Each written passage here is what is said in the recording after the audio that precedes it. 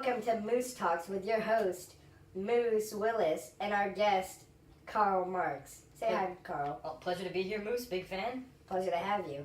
So here's a question we've all been wondering.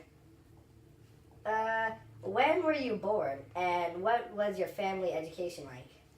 Well, you see, I was born in Trier, Prussia on May 5th, 1818, to Henrik and Henrietta Marx.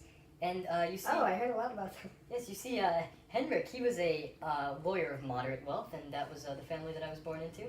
And I was homeschooled by my parents until the age of 12 when I... Oh, and how was that? It was good, and after that, I went off to a Jesuit high school for 5 years. And what were your roots like during this era? I had an average family. You know, my father died when I was the age of 7, but... I'm sorry. So I had to work, but, you know, it was an average life for someone of my time period. And what were your socioeconomical status like when you were born, if you don't mind me asking? I was of moderate wealth, as my father was a successful lawyer. And so we all know you were the inventor of, that.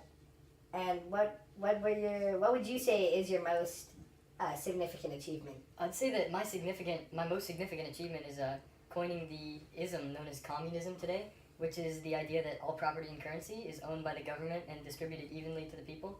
And I wrote the Communist Manifesto with my friend Frederick Engels. Yeah. So, Mr. Marx, we've been wondering, what's the motto for you? So, if I had to make a motto for my life, I would say that all people should be treated as equal, both economically and socially, and the government needs to enforce this because people won't. Yeah, and big question from me personally. What other Europeans do you see eye to eye with? I'd say that pretty much the most prominent European that I see eye to eye with is Frederick Engels. Yeah, he's my partner. We wrote the manifesto together. And that's all the time we have. So thank you, Karl. Oh, thank you very much. Pleasure to be here. Pleasure to have you.